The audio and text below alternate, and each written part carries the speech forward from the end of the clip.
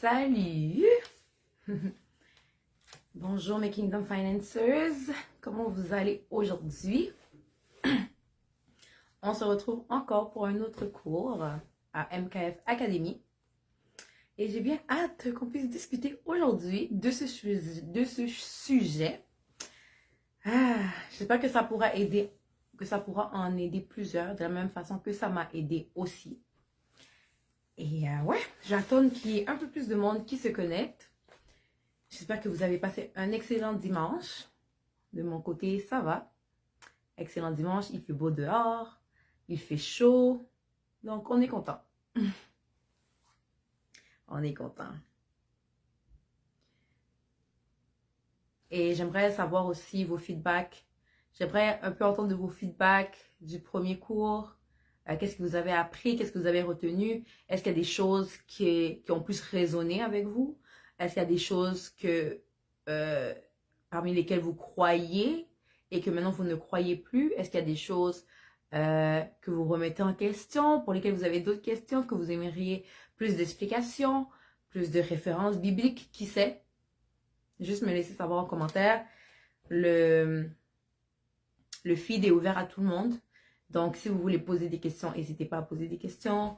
Sous les vidéos, si vous voulez poser des questions, vraiment n'hésitez pas à être interactif aujourd'hui et en tout temps.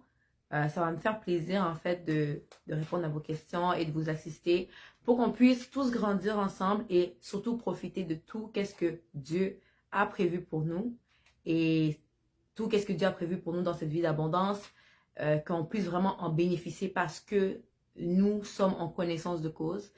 Donc, s'il y a une chose qu'il ne faut pas se laisser berner avec, s'il y a une chose qu'il ne faut pas qu'on laisse l'ennemi nous avoir avec, c'est de penser qu'il y a des questions bêtes. Il n'y a pas de questions bêtes. Et si une question peut être répondue pour que ça puisse unlock quelque chose dans ton esprit, unlock une certaine façon de penser, une certaine façon d'être, même unlock quelque chose dans ta destinée, de débloquer quelque chose dans ta destinée, il faut poser la question. Parce que imagine manquer une bénédiction que Dieu a pour toi seulement parce que tu avais peur de poser une question. Alors, je veux vraiment qu'on puisse savoir que c'est un espace sans gêne, c'est un espace sans honte et il faut vraiment être à l'aise. Et c'est de cette façon-là qu'on va être capable de grandir ensemble et de bénéficier de tout ce que Dieu a prévu pour nous. Donc, on va juste commencer par la prière, comme d'habitude. Seigneur Jésus, je te bénis pour ce moment. Je te bénis, Seigneur Jésus, parce que chacune des personnes dans ce live, Seigneur, tu les as appelées en ces lieux au roi éternel pour entendre ce qu'il y avait à entendre. Merci, Seigneur, car aujourd'hui, tu changes des vies, tu brises, Seigneur Jésus, des mensonges fondés par l'ennemi et tu plantes ta vérité, Seigneur, dans la vie. Merci, Seigneur Jésus, qu'à partir d'aujourd'hui, chacune des personnes qui entendront ce message, Seigneur, pourront voir les fruits de cette semence se développer dans leur vie, au roi éternel. Nous te bénissons car tu es au milieu de nous. Seigneur, nous te prions et nous te demandons, Seigneur Jésus, que tu puisses encore nous remplir de ton esprit d'intelligence, ton esprit de sagesse et surtout de ta révélation, Seigneur Jésus. Seigneur, qu'on puisse avoir cette rencontre avec toi, Seigneur, à la lumière de ta parole et que nos vies puissent être changées à tout jamais. Dans le nom puissant de Jésus-Christ, nous avons ainsi prié. Amen. All right. Donc, on va commencer par, j'aimerais lire avec vous 1 Corinthiens 2, 6 à 14. Je vais aller chercher dans l'ordinateur parce que je l'avais prévu, je l'avais mis dans mon téléphone, mais je n'avais pas pensé que j'allais faire le live avec mon téléphone. Donc, je vais aller chercher ici. Donc, c'est 1 Corinthiens. J'aimerais que vous alliez chercher avec moi. 2, 6.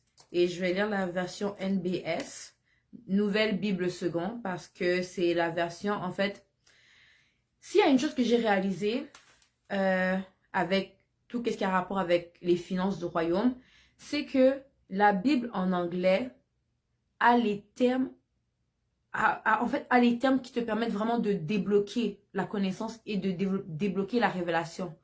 Alors que, et ça se voit parce qu'on peut voir comment les peuples américains, ils travaillent avec l'argent, comment les peuples américains, ils dominent le monde avec l'argent.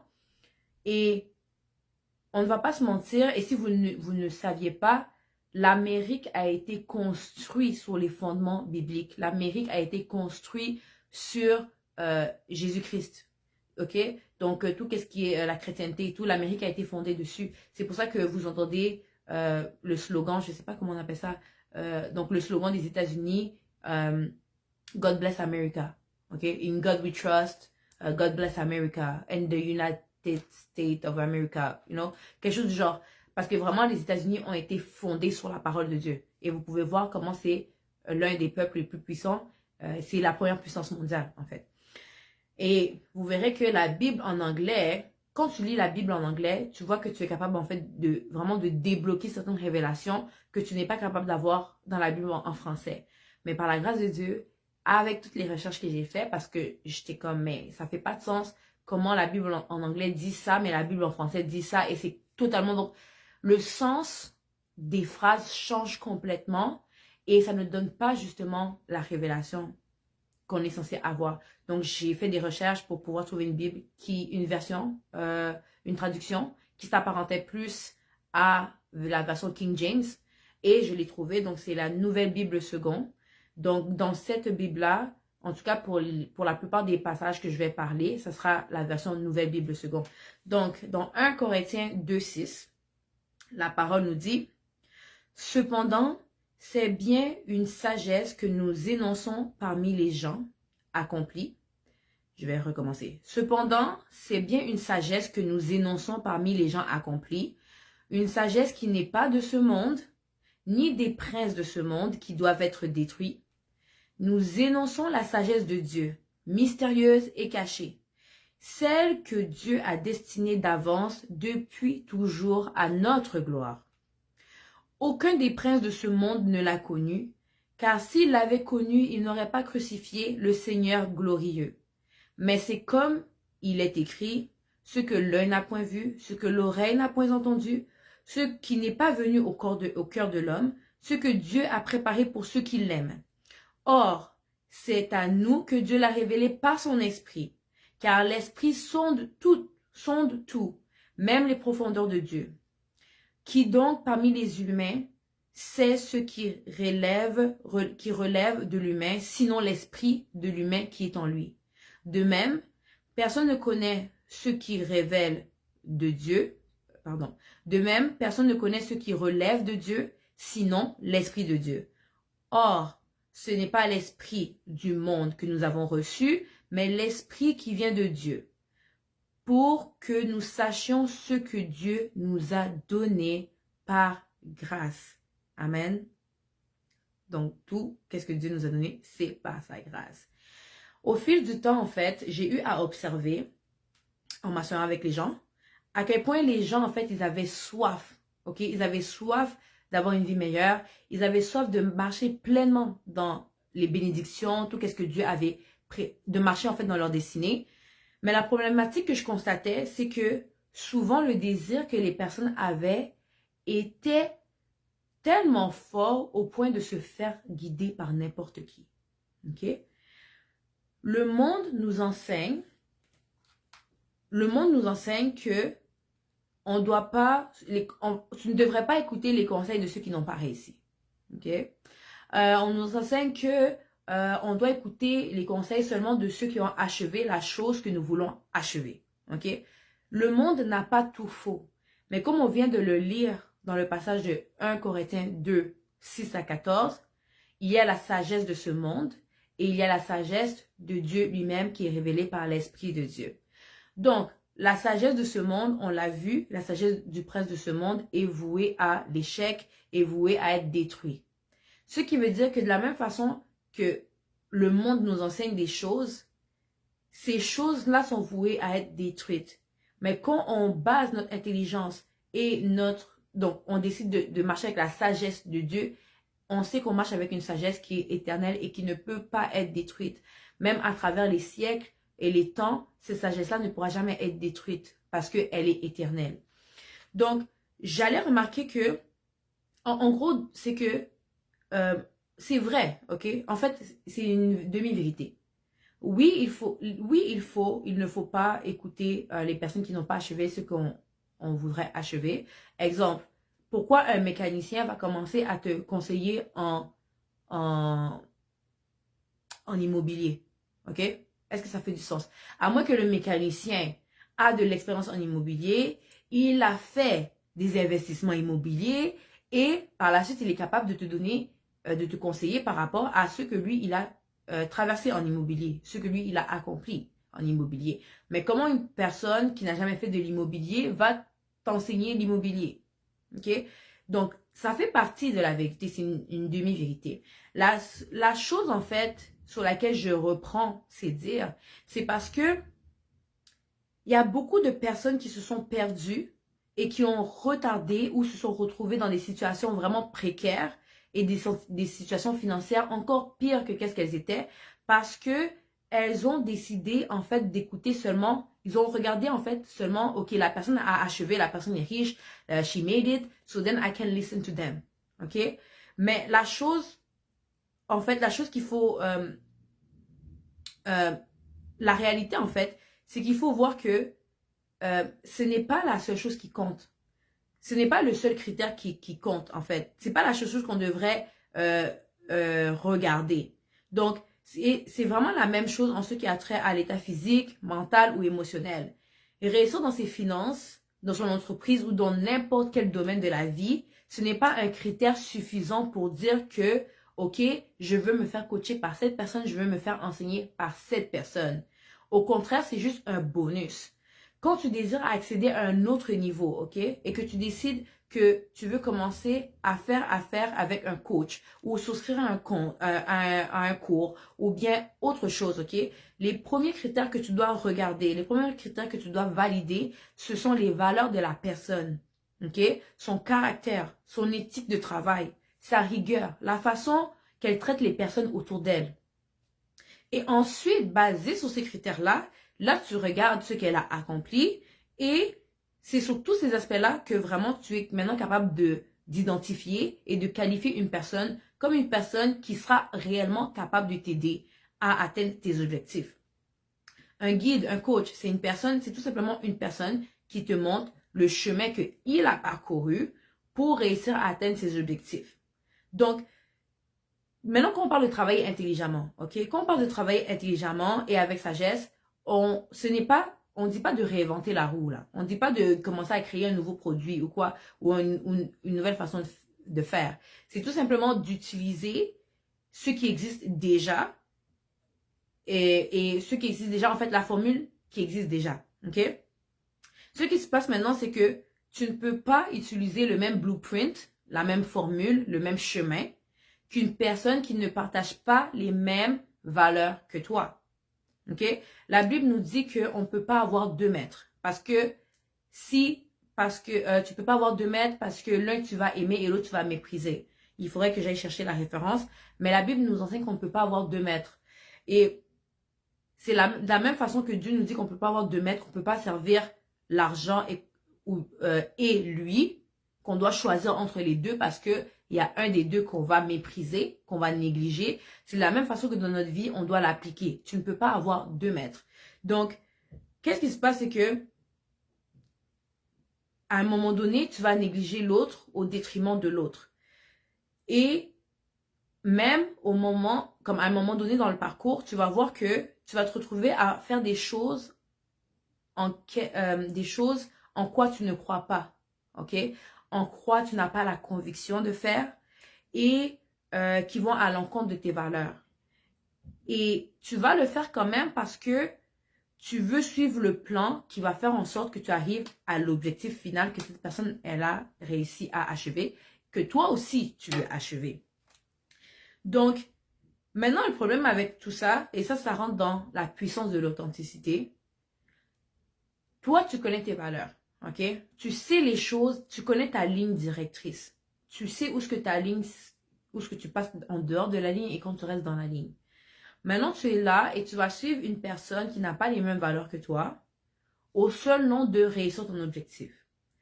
Mais maintenant, la fin, c'est que toi, parce que tu marches avec Dieu, ok? Parce que tu as tes valeurs, ça fait partie de ta personne à toi. La parole nous dit que tout ce qui n'est pas conviction est péché. Alors maintenant, si tu te retrouves à faire des choses que tu n'es pas convaincu et qui ne vont pas avec ta valeur, et tu penses que tu vas arriver au même résultat que la personne qui t'enseigne est arrivée. Le problème dans tout ça, c'est que Dieu ne peut pas te bénir dans quelque chose que tu ne crois pas. OK? Et il ne peut pas non plus te bénir dans quelque chose où ce que ton esprit est contre. OK? Et si tu sautes les étapes du processus maintenant, tu vois, tu as un blueprint là. Tu as un blueprint, tu as un chemin, la personne te dit, fais ça, ça, ça, ça, ça, puis dans tes finances, tu vas arriver dans ça. OK? Maintenant, toi, tes valeurs ne fonctionnent pas avec le blueprint. Comment la personne te dit que tes finances vont achieve à telle place. Ton esprit est contre les conseils que la personne te donne. Et maintenant, l'affaire, c'est que la personne te dit que le chemin pour arriver à point Y, Z, c'est ça. Mais si maintenant, toi, tu dis, OK, ben check, moi, je suis pas à l'aise avec ça. Mon esprit me convainc pas de faire ça. Puis, je me sens pas à l'aise de faire ça. OK? Ça fait 3 steps déjà là que tu as sauté dans le chemin que la personne t'a montré. Est-ce que maintenant, tu penses que tu pourras arriver à l'étape, à l'objectif en fait, à réussir ton objectif? Non, parce que le chemin que la personne t'a montré, c'est A, B, C, D jusqu'à Y. Fait que si tu sautes C, tu n'arriveras pas à Y. Jusqu'à Z, je ne sais pas pourquoi je dis Y. Si tu sautes D, tu n'arriveras pas à Z. OK? Et maintenant, non seulement, OK, donc ça c'est numéro 1. OK? On va dire que ton premier choix, c'est de dire que non, moi je ne vais pas suivre BC pour arriver à Z. Ben, tu sais que tu ne vas jamais arriver à Z parce que tu as sauté BC. Et maintenant, le deuxième dilemme, c'est que toi, en tant que chrétien, les valeurs avec lesquelles tu marches et que Dieu a déposées en toi dans ton cœur, parce que la parole nous dit que la loi n'est pas écrite. On n'est plus dans l'Ancien Testament où la loi est écrite, mais la loi se trouve dans nos cœurs. Fait que c'est Dieu qui met dans ton cœur la direction, comment tu dois marcher. Alors maintenant, ok, tu as le blueprint, tu as le chemin, tu as le schéma, ok? Tu as sauté BC, tu sais déjà que c'est mort, tu ne vas jamais atteindre Z. Maintenant, tu vas te dire que, ok, je veux absolument atteindre Z, je vais faire BC, même si mon esprit me dit que ce n'est pas la bonne chose à faire. À cause que tu fais partie du royaume de Dieu, à cause que tu es un citoyen du royaume de Dieu, et à cause que tu ne crois pas, parce que Dieu répond à notre foi. Et ça, c'est un principe qui est universel, que les païens connaissent, et que les chrétiens aussi connaissent, mais qui ne savent juste, je pense qu'ils mettent, en fait, les chrétiens mettent une limitation à ce passage-là. Dieu honore la foi. Donc, si tu ne crois pas à la chose, Dieu ne peut pas honorer ta foi, ne peut pas te donner le résultat escompté parce que tu n'y crois pas. OK? Fait qu'est-ce qui se passe maintenant? Donc, si tu sautes cette étape du processus, est-ce que le plan est toujours valide? Non. OK? Puis à ce moment-là, c'est là que tu te trouves dans une impasse. Et c'est ici que je veux introduire, en fait, une notion de richesse. OK? Je regarde mes notes. Je vous avais dit que j'allais regarder mes notes quelques fois pour m'assurer que je n'oublie rien, ok? Donc, il y a beaucoup d'enfants de Dieu qui ont été enseignés. Ok. Il y a beaucoup d'enfants de Dieu qui ont été enseignés que croire, ok? En fait, il y a beaucoup d'enfants de Dieu qui croient que le désir d'être aisé financièrement, ça ne vient pas de Dieu. Ok? Et ça revient à ce que je disais. En fait, je veux vraiment amener le point de... C'est très important de savoir, de faire attention à qui tu prêtes oreille, à qui tu te laisses enseigner, parce que ça va déterminer le outcome de comment tes finances vont être impactées, ok? Positivement ou négativement.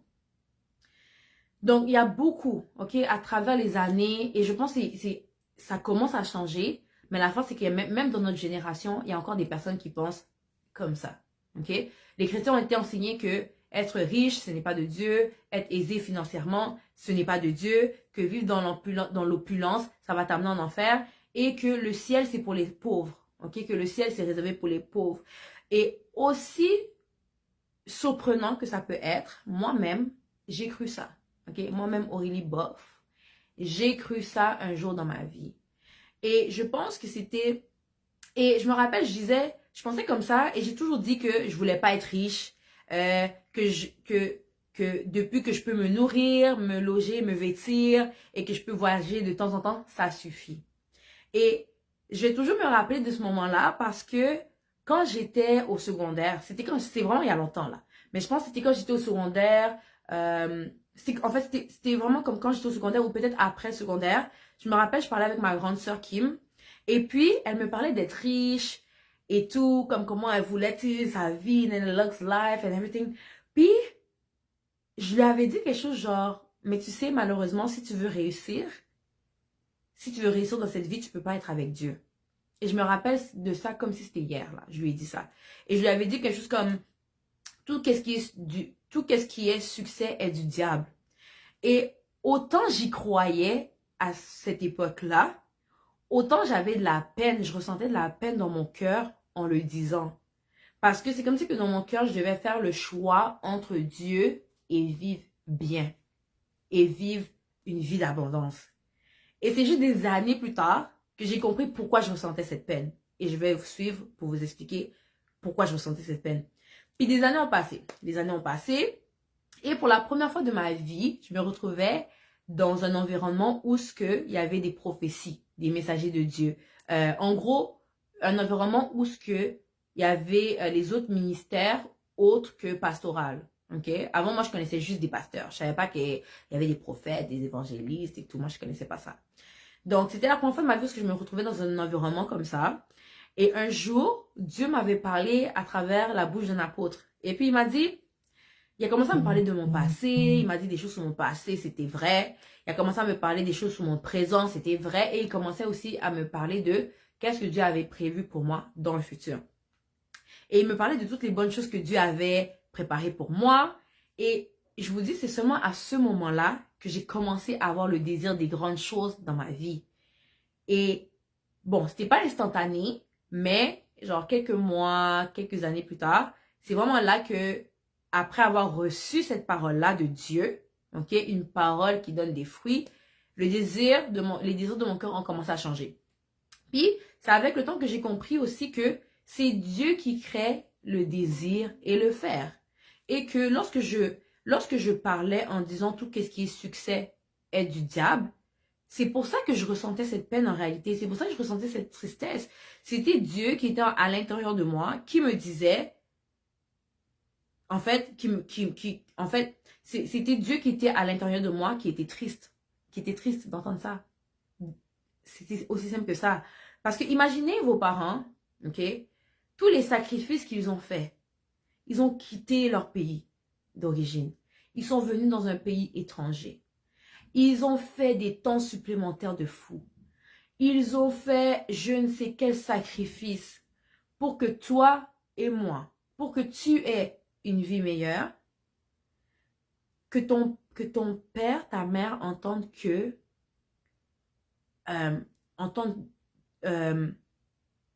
en fait, ouais, c'est ça. Donc, entendent que, en réalité, ils veulent que tu aies une vie misérable. Ok? Donc, moi, mon papa, donc, là, imagine-toi, ok? Tu es avec ton père, t'es à côté de ton père, puis tu dis à ta soeur, oh, mais tu sais, papa, si tu veux honorer papa, puis si tu veux honorer l'héritage de papa, ben, il faut que tu vives comme un pauvre, puis avec le strict minimum et tout. C'est absurde, ça fait même pas de sens. C'est absurde, ça fait même pas de sens.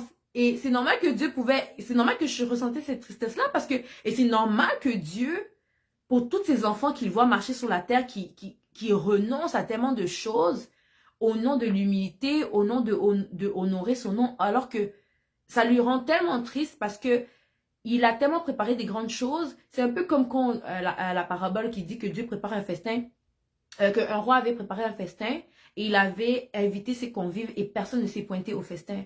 Personne n'est venu au festin. Et après il a dit, ok, allez chercher les gens du dehors, les gens dans la rue, ils vont venir manger avec moi. Mais c'est de la même façon comme Dieu a préparé un festin pour nous, Mais nous, à cause d'un manque de connaissances, à cause d'un mensonge planté par l'ennemi et à cause du manque de révélation que les pères avaient, que les personnes qui étaient là avant nous avaient, on se retrouve à refuser le festin que Dieu a pour nous. C'est triste. Moi, là, quand je fais la nourriture à la maison puis qu'on veut pas manger, là, oh, moi, je suis triste, là. Moi, ça m'affecte. Je peux pas. Je peux pas. Comme, quand je fais de la nourriture pour me dire que c'est pas bon, là, oh my God. Comme, tu m'as poignardé dans le cœur, là. Comme, fait, imagine qu'est-ce qu'on fait à Dieu à chaque fois qu'on dit ça. À chaque fois qu'on pense avec ces raisonnements-là que, oh non, Dieu veut que je me contente de ce que j'ai. Il y a une différence entre se contenter de ce qu'on a et entre être ingrat avec ce qu'on a. OK? Tu peux être reconnaissant de ce que tu as sans te contenter de ce que tu as. Tu peux être reconnaissant tout en allant chercher plus. Et Dieu est tout à fait d'accord avec ça. Dieu a un problème avec l'ingratitude. Il t'a donné une belle maison et tout. Oh non, c'est pas assez, c'est pas assez. T'es pas capable de voir la bénédiction qui est devant toi parce que tu fais juste regarder ailleurs. Tu as juste de l'envie. On appelle ça l'envie. Donc, on a vu que l'envie, ça fait partie des fruits de la chair. Donc, c'est vraiment ça. Donc, contrairement à ce que tu as probablement été enseigné, tout comme moi, ok? La vérité, c'est qu'il y a la bonne richesse et... en fait, il y a la bonne et la mauvaise richesse, ok? Il y a la richesse du juste et il y a la richesse de l'insensé, ok? Le même montant dans la main du juste ne va pas produire la même chose que dans la main de l'insensé, ok? Si tu donnes à quelqu'un au juste 1000$ et tu donnes à un insensé 1000$, le juste, il va être capable peut-être, he's gonna flip that money up, il va être capable de flip that money, ok, d'avoir un retour sur investissement, d'investir cet argent et que ça produise fruit, mais dans la main de l'insensé, peut-être que lui, il va le perdre au club à acheter des bouteilles. Vous voyez un peu? Il y a la richesse du juste et là, il y a la richesse de l'insensé. L'argent, c'est juste de l'argent. C'est un outil qui fixe des choses, bien des choses, mais entre les mains du mauvais ouvrier, ben ça peut créer aussi bien des problèmes. Donc, si ce que je te dis résonne avec toi, peut-être que tu te trouves dans le même état d'esprit que j'étais il y a quelques années, ok? Donc, et que tu pensais que Dieu n'était pas d'accord avec ça et tout, ben laisse-moi te dire que Dieu, si tu écoutes ce message aujourd'hui, c'est que Dieu t'appelle à changer ta mentalité, à changer ta perspective des choses à la lumière de la vérité de sa parole. Parce que Ecclésiaste 10:19 nous dit que l'argent répond à tout. L'argent répond à tout. Alors pourquoi Dieu voudrait que tu n'aies pas d'argent? Ok? Ensuite, Agé 2:8 dit, l'argent est à moi, l'or est à moi. Dit l'Éternel des armées. L'argent est à Dieu. Ok? L'or est à Dieu. Je continue. Romains 8:17 dit, nous sommes aussi héritiers de Dieu et co-héritiers de Christ. Which means, l'argent qui est à Dieu, je suis héritier de Dieu. Ça veut dire que l'argent est à moi. L'or est à moi. Ok? Il n'y a rien de mal. En réalité, c'est qu'est-ce que Dieu a réservé pour toi. Ça, c'est ton héritage. Ok? L'argent, c'est ton héritage. La richesse, c'est ton héritage. L'or et l'argent, c'est ton héritage. Ok? Et je peux continuer encore longtemps comme ça. Mais ce que je vais faire à la place, c'est rentrer dans le concret. Alors, qu'est-ce qu'on va faire? On va se parler à la prochaine vidéo, au prochain live, où ce que je vais aborder plus profondément, c'est quoi la richesse du juste et c'est quoi la richesse de l'insensé, mais surtout comment bâtir la richesse du juste, tout en se basant sur la parole de Dieu et sur les valeurs du royaume des cieux. Donc, it's a date. See you. Bisous.